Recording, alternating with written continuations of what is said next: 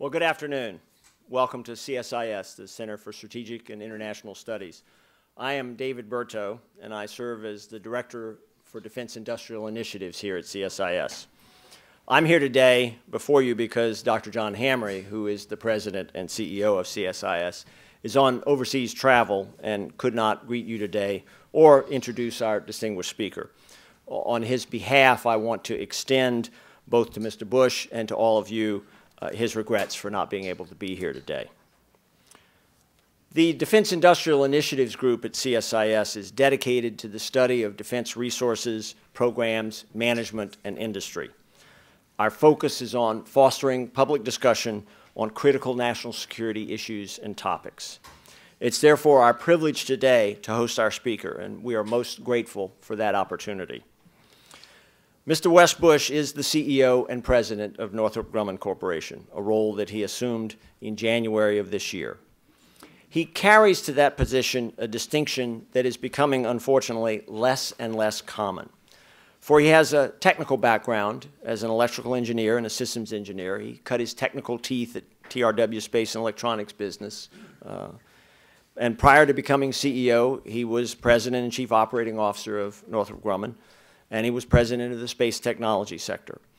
But notably, he also served as the firm's Chief Financial Officer. These two qualifications, the technical background and the financial background, are important because the U.S. defense industry serves two very different communities. On the one hand, the nation's security depends upon their technical excellence and superior innovation, and it always has. On the other hand, the global financial markets demand of our defense companies a return on investment that's competitive with their counterparts in less demanding realms. Reconciling these competing demands of these two communities is no easy task, and it requires both technical and managerial and financial skill. Mr. Bush has these. So we are pleased to welcome Mr. Bush and Northrop Grumman also as a new neighbor. After decades of being near Los Angeles, Northrop Grumman is moving its headquarters to the Washington area, in part to be able to respond better to their critical customers in the federal government and the national security sector. Now, those of us who commute every day in Washington know there's another reason. There's actually only one city in America that has worse commuting traffic than Washington, D.C. And so you're going from the worst to the second worst. It's an interesting progression. Following Mr. Bush's remarks this morning, we will open the microphone for some of your questions. All the comments today, of course, are on the record and to the point. So with that, I ask you to please join me in welcoming the CEO and President of Northrop Grumman, Mr. Wes Bush.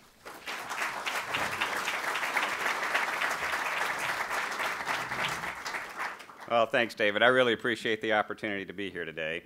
And we are looking forward to being a new neighbor here in the D.C. area, and looking forward to getting that underway pretty quickly. We're just hoping that this winter isn't a reflection of last winter, as we're working hard to recruit those Los Angeles-based folks to relocate here to the D.C. area.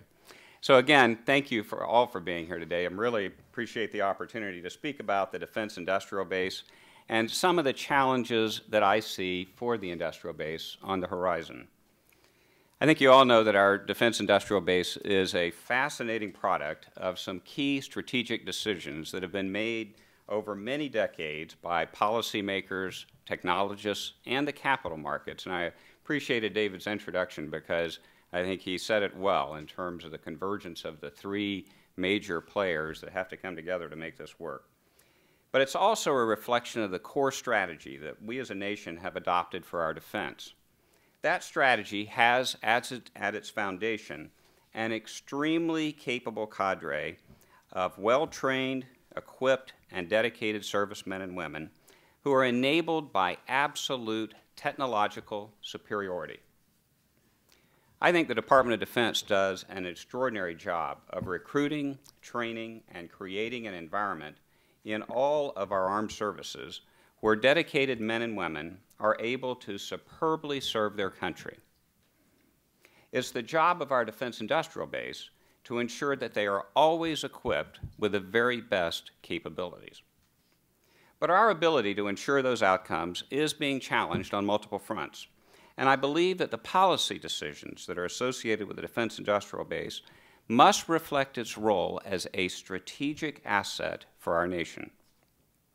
A healthy defense industrial base is certainly critical to our nation's security, to our nation's technological standing in this most technological of ages, and to the hundreds of thousands of Americans that it employs.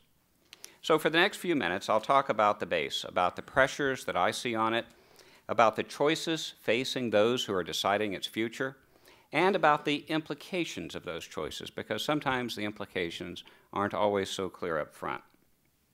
When you stand back and examine the changing threats that our defense industrial base has had to address since the end of the Cold War in particular, I think you'll be struck by how versatile and how resilient the base has been.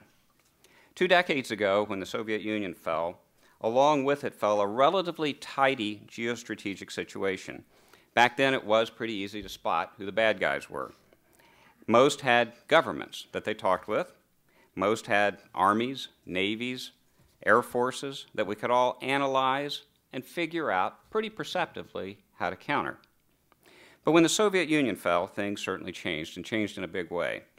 One of those changes was perhaps best summed up by a fellow named Marine General Charles Krulak back in the mid-90s. He had a little bit of insight in the future. He said then that the future would be characterized by what he called 3 block wars.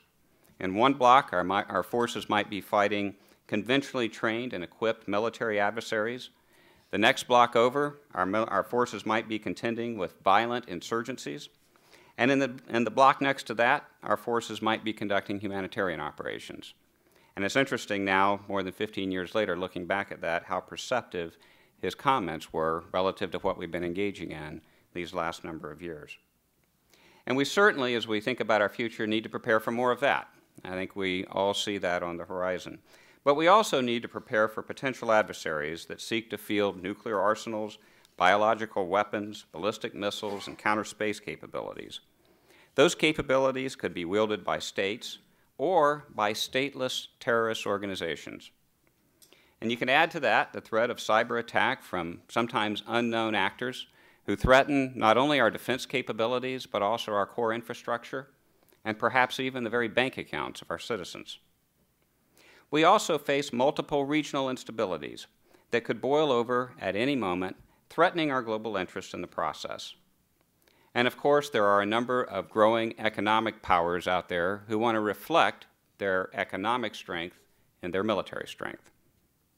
So the whole notion of how our nation defends its citizens and our interests have changed. And yes, there will certainly be a body of enduring security needs that we'll always face. We'll always need to be able to assure that we can affect U.S. military dominance through power projection, strategic deterrence, global access, and global awareness. But in addition, our defense industrial base must now supply tools and solutions that address the needs of what we call the global commons. And I think most everyone has come to be familiar with that term, the global commons. It includes more than the familiar geopolitical hotspots. It's now a global commons that includes cyberspace, and oftentimes it's reflected to include energy, food, and water-rich areas. This in the context of a world population that continues to grow in numbers every year, in many parts of the world continues to grow in desperation every year, and, I think is sometimes not well understood, continues to grow in technological savvy every single year. So in short, the dynamic range of threats facing our nation and our interests is unparalleled in our history. At the same time, our defense industrial base will be called upon to find those needed solutions as we are focusing on the tremendous pressures on the nation's investment capacity for defense. Certainly, we in the defense industry need to do all that we can to provide the most cost-effective systems and capabilities. We at Northrop Grumman, as have our peers in industry, have been working hard to reduce overhead, streamline our organizations and processes, increase productivity, doing all of the things that you would imagine that would help to provide our customers with the very best value possible, and our investors with an attractive rate of return. The industrial base, of course, did not spring forth in a vacuum. It is rather an extraordinary product of the capitalism that has forged America's economic might.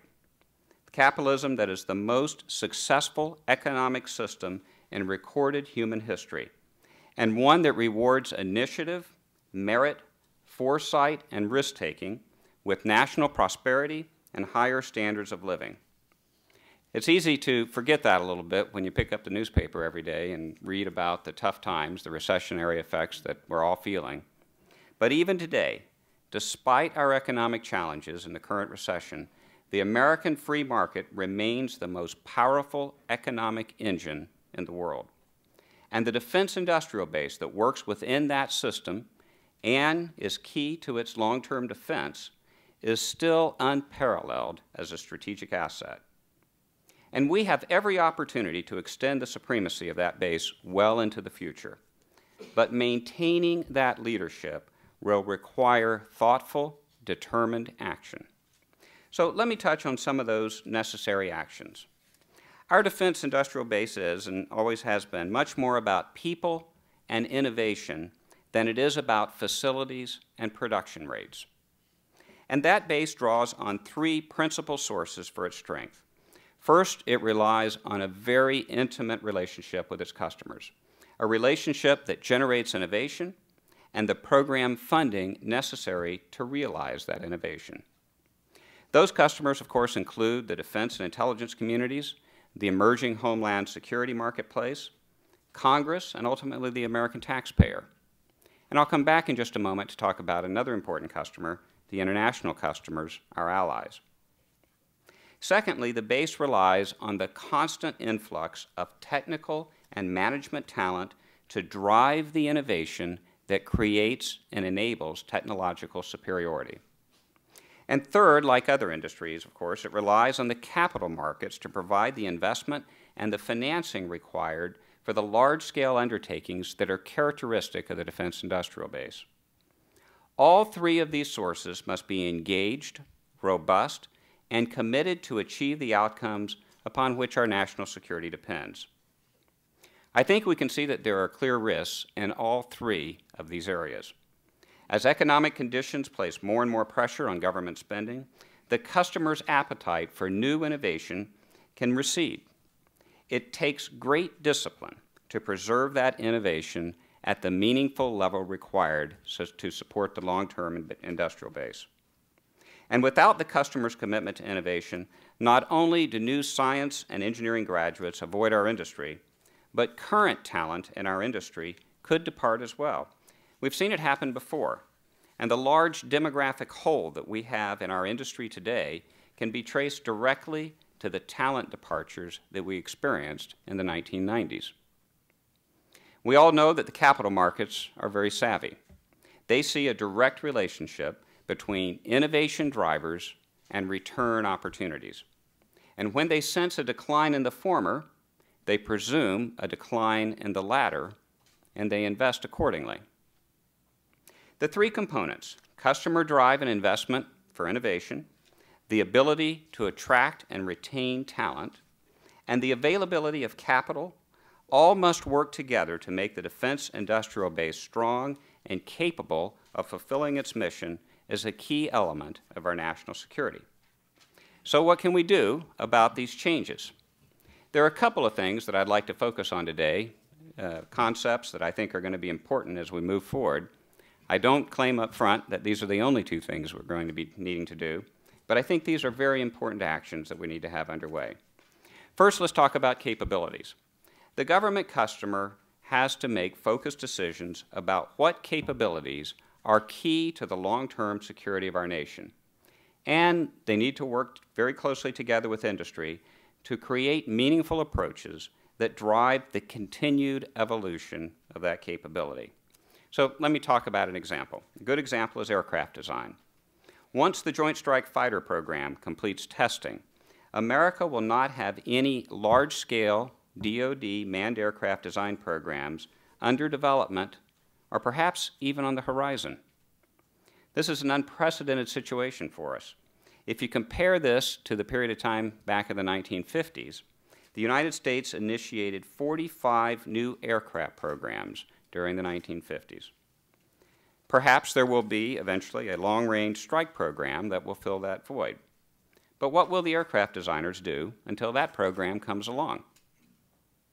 There are many other examples across the industry where a lack of New Start programs could have a devastating consequence on the basis resources for human capital. Speaking as an engineer, I know very directly that for many of our critical skills areas, there simply is no substitute for actually building something. We have to be building things to maintain the capability. If we don't have new projects, those skill areas will atrophy.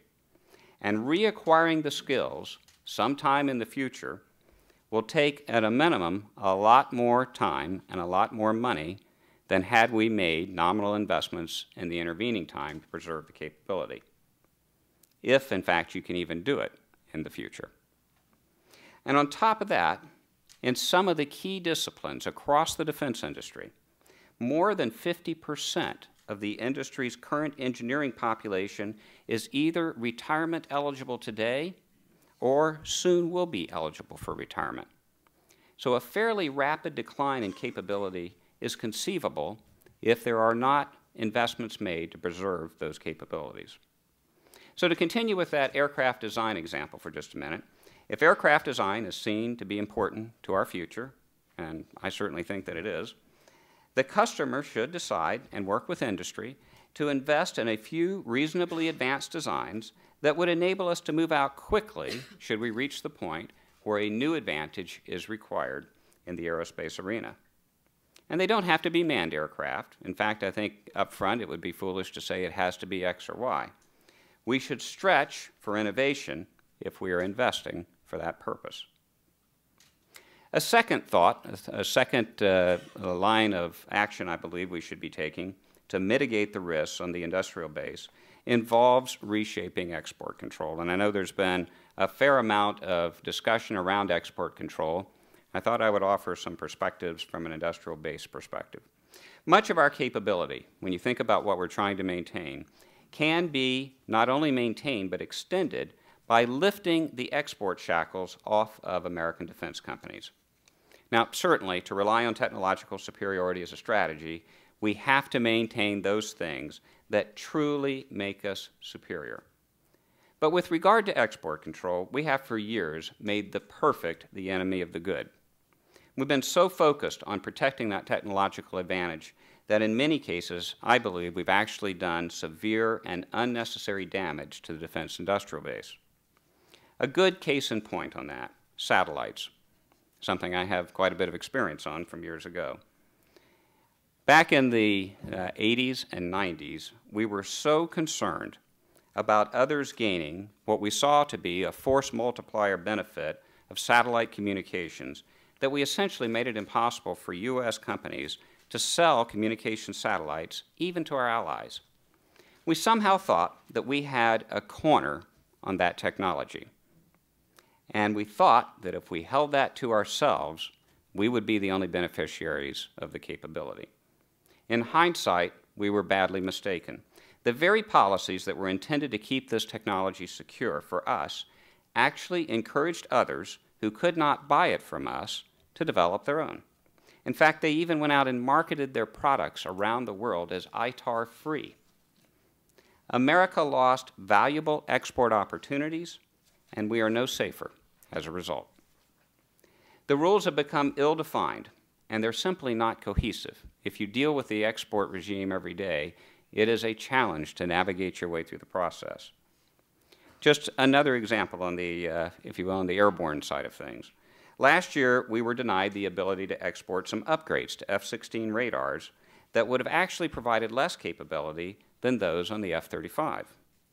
Now, the F-35 radars were approved for numerous coalition partners several years ago, but the F-16 upgrade was denied.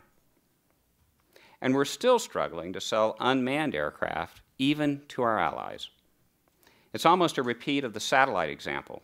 The thinking seems to be that our allies would neither build their own nor buy them from those who will be motivated by the perversity of our policies to build them for themselves. So we really need to stand back and think hard about our policies with respect to export. Now, fortunately, Secretary Gates is promoting what is clearly the best policy: build higher walls around fewer things. His primary motive for such a reform makes a lot of sense: to better support our allies and to actually codify the technology sharing that occurs every day on the battlefield and in the joint training that we perform with our allies. But I think the Secretary's reform initiative should also be promoted for reasons of sustaining the industrial base. By broadening the international market for our base's high-tech products, the Secretary's reforms will translate directly into the preservation and the expansion of our nation's critically important high-tech workforce. By strengthening the defense industrial base, the Secretary's export reforms, I believe, will keep us safer for the long term. As I said earlier, the policy decisions we take in the near term clearly have substantial consequences for the future health of this precious national resource known as the defense industrial base. I'm optimistic that these decisions will swing in the right direction, a direction that will revitalize the innovation and safeguard the workforce upon which our nation's own security depends. I'm also optimistic because our government customer has already committed to one of these two things. They are already pursuing the reform of our export control policies. We're just at the very beginnings of this. We have a lot of work to do to actually be successful in that reform, but I see the energy and the focus and the determination to get us there. And the other critical task that I described, the identification and funding of key capabilities, is a natural process for government to take on, certainly when there is clarity around the policy objectives. Of course, these are not the only actions required for us to move forward, but I think they are two very actionable approaches to push us in the right direction. The other reason that I'm optimistic is because the alternative is so clearly, at least to me, at odds with the nation's interests. Without an aggressive push to manage the industrial base as a strategic asset, we could potentially experience outcomes similar to what we saw in the 1990s. During that time, I'm sure you all remember, many of us lived through that process, there were massive waves of talent departures. There were consolidation of companies driven more by a focus on cost synergy instead of innovation synergy. And of course, the loss of competition and innovation that implies. And during that period, there was also extreme investor reluctance to channel capital towards the defense industry. Now, I don't believe that that's the outcome that will serve America's interests, and I believe that our government leaders who are entrusted with protecting the security of our nation and our allies feel the same way. In fact, one thing I would point out has been the very proactive approach that's been adopted by the DoD's acquisition team under the leadership of Ash Carter to engage the industrial base. That has really reinforced my perspective that there is a solid path forward here because the channels for discussion and communications are open. So I'm optimistic that we'll proactively choose the better direction, one that will let us continue to provide our servicemen and women with the tools and capabilities that they need to keep us secure in a world that continues to grow ever more dangerous. And with that, I look forward to your questions. Thank you.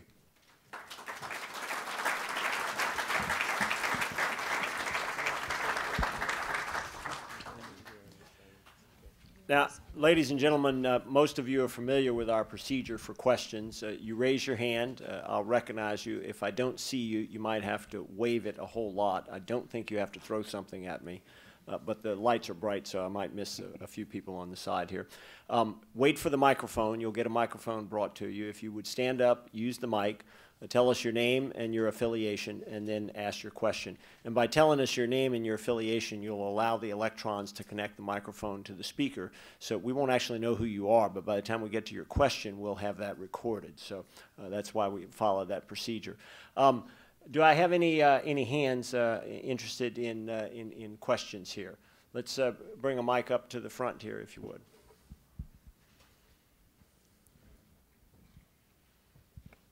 Hi, Gopal Ratnam, reporter with Bloomberg News. Thanks for taking my question. You talked about the need to invest in capabilities and which is required for innovation in the industry. But there's something else that's quite important that's going on in town. There's a couple of commissions looking at how to reduce the U.S. deficit. And there seems to be a growing demand that both defense spending and entitlement programs be put on the table. to figure out ways to cut deficits.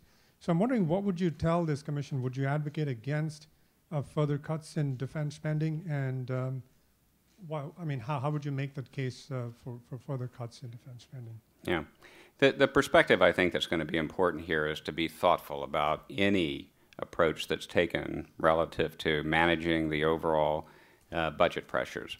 It would be easy to simply say, all right, we've had a substantial investment in defense for over a decade. Why don't we simply just stick with what we've got, stop all new programs, and build out some of the programs that we've invested to create? That would be, you might say, a logical conclusion if you were primarily focused on coming forward with answers to take on the budget pressures. The argument that I think needs to be made, and needs to be made very thoughtfully, is that yes, that might save us some next year or the year after or maybe for the next 3 years some expense. But what does it mean for the long-term security of the nation and for the cost when the time comes, and it always has come at all points in our history, when the time comes when we need the things that we allowed to atrophy? I think it is a better investment to maintain the capability than to let it atrophy and hope that in the future you can reconstitute it when you need it. So it's like most things. It's a matter of balance. It's how much. But I think it's going to be critical that that perspective be at the table in an era where there's clearly going to be a lot of pressure in the downward direction. Got one on row 3, seat 6 here. Not that we're keeping track, of course. Thank you. Dick Van Adder with the Science and Technology Policy Institute. You've mentioned mostly what happens in the defense sector specifically, and yet the defense sector is a manufacturing sector by and large. We need real things, real products, and what we're seeing in the domestic manufacturing for commercial and civil, that the role of the United States in terms of domestic manufacturing has withered and gone down and down, even in key technology industries, advanced technology industries like semiconductors and even sensor systems. Do you think that the defense industrial base concerns that you've talked about need to be linked to our ability to make things commercially in industrial areas in the United States economy? Oh, they absolutely do. And much of the discussion that we engage in as a defense industrial base, and so I hear again, I'm not just talking about Northrop Grumman, I'm talking about the full number of industries or the full number of companies in our industry, relates very directly to that challenge. That we are a manufacturing industry. We're also a research and development industry, but at its core we are a manufacturing industry. And we are critically reliant on other manufacturing industries, both domestically and in our allied nations. And being deeply connected into the outcomes for those manufacturers is a national security perspective. One thing that I would mention there, oftentimes there is a view that manufacturing naturally migrates to the lowest cost of labor locations. And perhaps that's part of the reason that we've been suffering a decline in manufacturing in our country. I would offer a little bit of a counter view to that. It tends to go to the lowest cost of manufacturing location.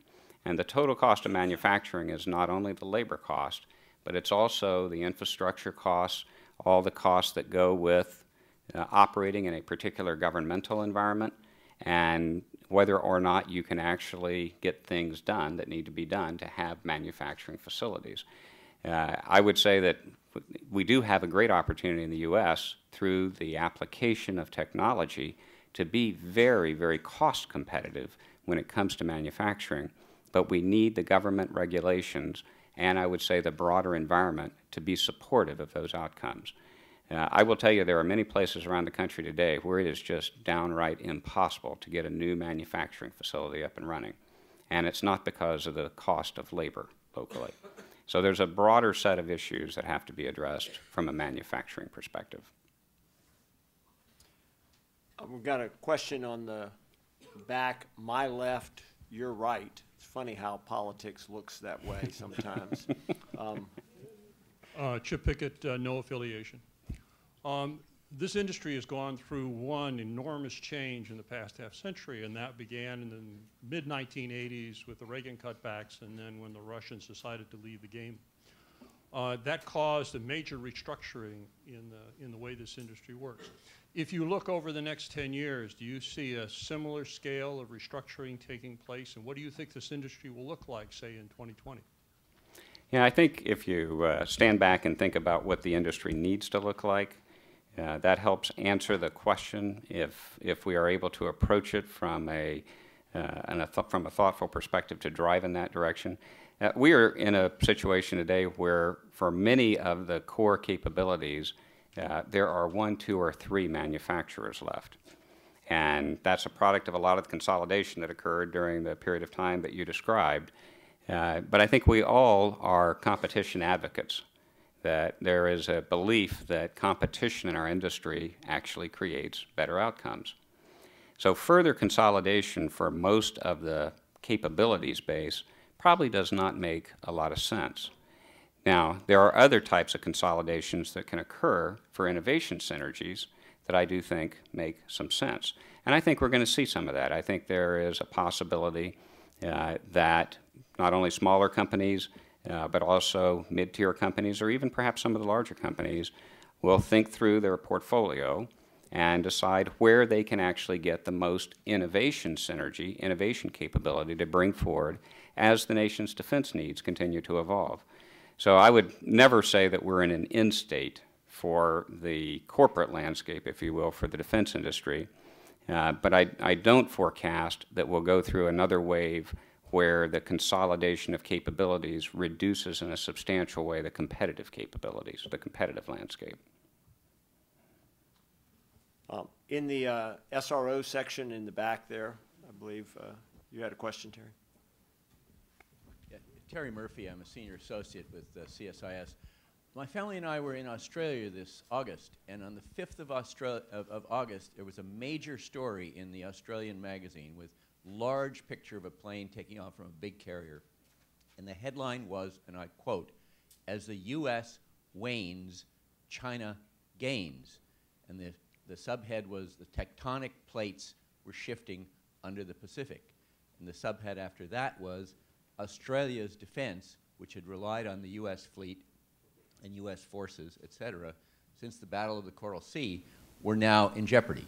I won't quote the rest of it, but it does seem to put in context the broader context of your concern with the industrial base, and I'd like you to perhaps comment on that. Yeah, it's been very clear that Australia in particular has been concerned about its ability to rely on the U.S. presence, the U.S. capability to defend against what it sees to be a growing number of issues in its region. And it's hard to fault the perspective. I would say, though, that that should serve as an additional wake-up call for us, that our ability to not only seem to be able to project military superiority, but to actually project that superiority when it's called upon, is something that is being questioned and something that we need to reflect on relative to the actions, the decisions that we take. I think Australia is a very good case in point. Fortunately, Australia is a very, very good ally, and the discussions that at least I've been privy to with the Australians have been very much on the table and very much focused on how do we take this on together. Reed, we've got a couple here on the front row, if you'd bring it up, and then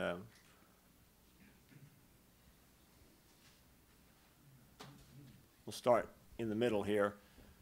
And then you can pass the mic to the end of the row when you're finished. Thanks for taking my question. I'm Roxana Turan with The Hill. I was wondering whether you could answer whether Northrop Grumman would entertain a foreign buyer for the shipbuilding unit, or whether, and what timeline you're seeing for either a spin-off or a buy. Thanks. Just to provide a little framework for the question, we have announced back in July that we are evaluating alternatives to separate our shipbuilding business. And we said publicly that we were assessing both the possibility of selling the business or the possibility of spinning the business. And in fact, last Friday, we filed something called a Form 10 with the Security Exchange Commission that provided the paperwork, the initial set of paperwork, that is required to preserve the option for spinning it out. So we are in the process of evaluating both of those alternatives. One of the things that we've held to rather firmly as a company through all our years of both buying and selling businesses is we don't talk about it as we go through the process. So I apologize for not being able to be direct about your question. But the one thing I would say is that it is very important to us, should we elect to separate the shipbuilding business, that its destination, whether it's in the hands of a buyer or if it is a publicly traded company, is a destination that is acceptable to our customers and enables it to perform its role very, very successfully going forward into the future. Hi, sir. Chris Costelli with Inside the Pentagon. Two things, if I may. On earned value management, how concerned are you about your company's challenges in that area and complying with that? Also on carriers, you mentioned in the Form 10, you see a potential waning of the need or reliance on carriers as smart weapons are increasingly focused on. So could you talk about that? Yeah, let me take them in reverse order on carriers. If you read our Form 10 includes a section called Risk Factors. And as with any filing with the Security Exchange Commission, there's a requirement that we delineate all the potential risks that we see associated with any of the businesses. If you look at a 10K filing for Northrop Grumman, for example, there's also a section on risk factors. And so we are very thoughtful in going through all of the potential things that we can see on the horizon. None of those are necessarily a prediction of an outcome. They're simply information for investors to consider should they want to think about the totality of that business. So I would categorize it as it's conveyed in the Form 10 filing. With respect to earned value management, that is an area where all of the companies in the industry, I would say, are going through a fairly rigorous process together with our government customers to make sure that comprehensively across the company, all of the systems really measure up to the standards that the department has established. I think just about all of the companies in our industry are doing very well at EVMS overall, but we all tend to have a few spots where we've got to do better. So I would not characterize our situation as representing an unusual concern or risk.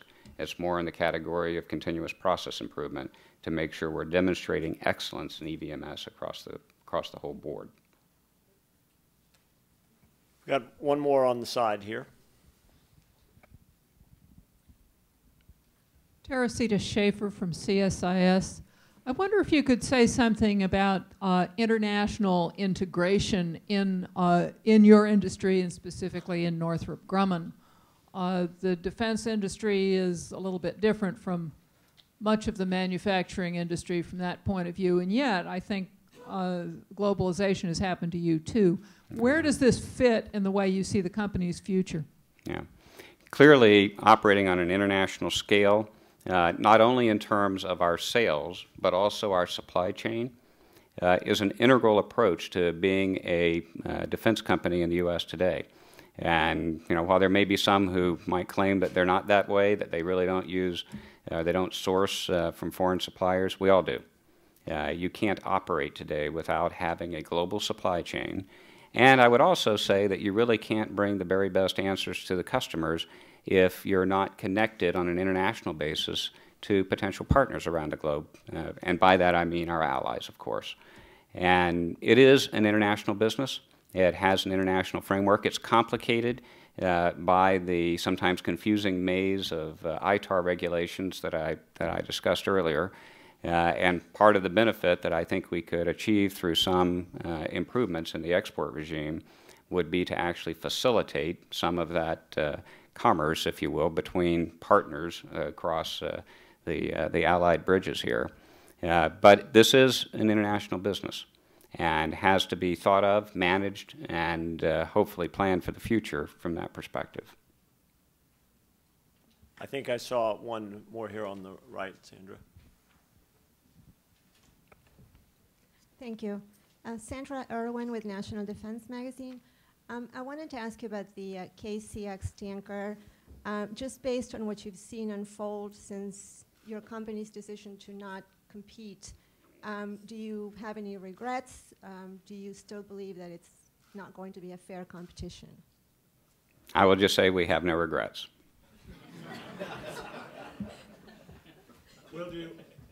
We'll do one more here in the middle, and then I'll take the moderator's prerogative to do the last question here. Uh-oh.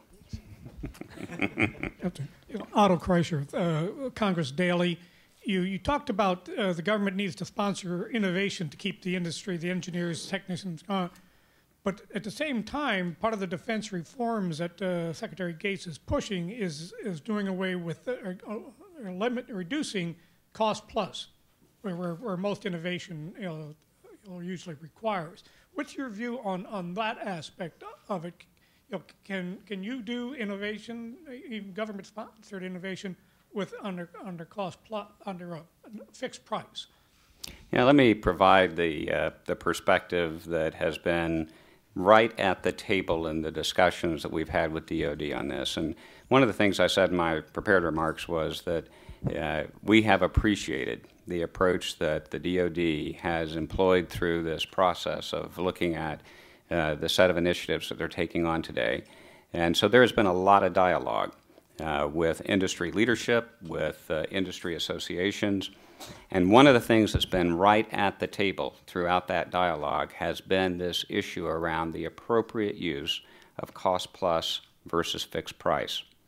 So if you actually read what has been said, I know there's been a lot of commentary around what has been said, but if you read what the department has put forward, if you listen carefully to what Ash Carter and Bill Lynn have been saying in their public commentary around this, they have focused on the appropriate use of contracting. And I would agree with much of the perspective that sometimes in the past, cost plus has been inappropriately used for things that should have otherwise been fixed price incentive or firm fixed price, particularly as you're truly moving into production. And I think in general across industry, you'll find a lot of support for production activities being the FPI or the FFP approach. So the question goes to what really are the appropriate uses for cost plus and fixed price when you're not in production. And that's where the tough point in the implementation of the policy statements that have been put forward is going to be. To the extent that we are talking about simply integrating already developed technologies, then I think there is an opportunity for FPI contracts, fixed price incentive, where there's a share line relationship. Where we're talking about the utilization of technologies that are not at a high level of readiness, so they're not TRL 6 or 7 readiness, then I think it's a mistake to try and go down the path of using fixed price. And I think there's going to be a lot of engagement between industry and the implementation level within the department around what is really meant by the terms that have been used to describe appropriate use of cost plus contracting. So there will be a lot of engagement around that. Let me take the opportunity to ask a final question. We've been in the throes of acquisition reform for my entire career in Washington, and those of most of you in this room as well. And the one issue on which we all agree, no matter where your point of view is situated, is that the government itself needs to rebuild and reconstitute its own capability in the acquisition and procurement workforce. What is industry's role in helping to foster that rebuilding of the government's capability? Yeah, I think there is a big role for industry. We can't be out recruiting on behalf of the government, so that's something that needs to be done purely from a government perspective. But there have been a lot of ideas put forward on ways that we can help. Having myself been in the industry my entire career, I've seen that change. I've seen the implications of that change. We did lose an incredible amount of capability on the government side as well as industry side during the 1990s. Reconstituting that is critical. Some of the things that industry can do in that regard, just some of the examples that have been put forward on the table. I recall very clearly during the 80s that there were a number of folks who were coming up the acquisition ranks in different government agencies, whether it was the Air Force or the Navy, that would actually take a tour through industry and be assigned to the programs in industry. And again, from my perspective, there is simply no replacing the things you learn by doing hands-on activities, whether it's being a program manager at the project level, whether it's being embedded in an engineering team, or whether it's actually sitting side by side with an experienced contracting officer going through the contracting processes. I would say, and again, not only Northrop Grumman, but my peer companies in our industry as well have been very clear with the department that we are just eager to be engaged in helping this because it benefits everyone by improving the strength, the overall strength, both in numbers and experience base of the acquisition corps. Thank you. I want, on behalf of CSIS and Dr. Hamre, to thank all of you for your attendance today. I want to thank Mr. Bush for giving us the privilege of both your remarks and the candor of your comments to the questions. And with that, we will adjourn. Thank you all very much. Thank you.